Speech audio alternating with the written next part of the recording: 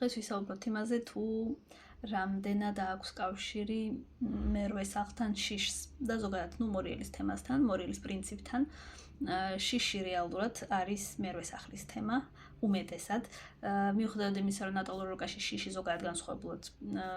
ჩანს ყოველთვის, ანუ ნებისმიერი დაძაბული ასპექტი რეალურად არის შიში, მაგრამ თვითონ როგორც ესეთი გლობალური შედარებით უფრო ისეთი მასშტაბით შიში არის მერვე სახლი, ანუ ვისაც რუკაში აქვს დომინანტი მორიელი ან სტელიუმი მორიელში, ან მერვე სახლი არის დომინანტი მათ რუკაში, ან გადატვირთულია პლანეტებით, ეს შემთხვევაში ესეთ ადამიანს აქვს ქვეცნობიერად შიში ყველაფრის. ანუ ეს არ ნიშნავს იმას, რომ ეს ადამიანი სადღაც კუთხეში ზის და იმალება. აქ საუბარი არის, ესე ვთქვათ, ფსიქოლოგიურ დონეზე შეიძლება იყოს გაუცნობიერებელი, ამიტომაც არის, რომ ზოგადად მორიელის პრინციპის მქონე ადამიანები ან აქტიური მერვე სახლის უფრო მეტად ესე ვთქვათ, რთულ სიტუაციებში ხვდებიან, უფრო მეტად აქვთ მიდრეკილება იმის მიმართ, რომ იყვნენ უფრო ძლიერები, უფრო გადალახონ სირთულეები, რომ რაღაცნაირად ტრანსფორმაცია მოხდეს მათში და იყვნენ, ანუ რეალურად ფერფლიდან აღდგნენ და ასე შემდეგ, ანუ ეს ყველაფერი, ამ ყველაფრის საფუძველი არის შიში, ანუ რეალურად ამ ადამიანებს ეშინიათ მთელი ცხოვრების განმავლობაში, რომ რაღაც მოხდება, რაღაც ყოველთვის იმის ფიქრში არიან, რომ აიხლა რომ რაღაც მოხდეს, ყოველთვის ელოდებიან რაღაც ცუდს. და ამის გამო ყოველთვის ცდილობენ, რომ იყვნენ უფრო ძლიერები, უფრო ამტანები, უფრო წინასწარ ყველაფერი გათვალონ, ესე ვთქვათ, ამ ყველაფრის უკან დგას შიში. და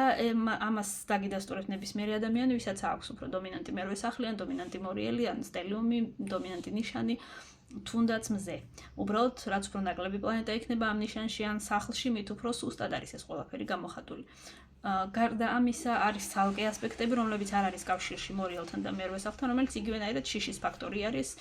თუნდაც დაზიანებული მნათობები იგივენაირად ეშინია ესეთ ადამიანსაც, მაგრამ აქ საუბარი არის უფრო ისეთ სხვანაირ შიშზე, ანუ ეს არის კონკრეტული ერთი ასპექტი, ამ ასპექტის გადალახვა შესაძლებელია. მაგრამ როდესაც საუბარი არის დომინანტ ნიშანზე, როგორც მორიელის პრინციპი თუ აქვს აქტიური ადამიანს რუკაში ან მერვე სახლი აქვს აქტიური, აქ საუბარი არის უფრო გლობალურ მასშტაბებზე და შესაბამისად ესეთი შიშის გადალახვა ცოტა პრაქტიკაში რთული არის. თეორიულად შესაძლებელია, მაგრამ პრაქტიკაში ძალიან რთულია ამ ყველაფრის დაძლევა, იმიტომ რომ ეს არის რაღაც თითქოს ქვეცნობიერი და ესეთი ადამიანი ყოველ წამს რაღაცას ელოდება, რომ ყოველთვის გონია, რომ რაღაც ცუდი მოხდება გარემოში და ყოველთვის მზად უნდა იყოს და ყოველთვის ესე თავდაცვის, ესე ვთქვათ,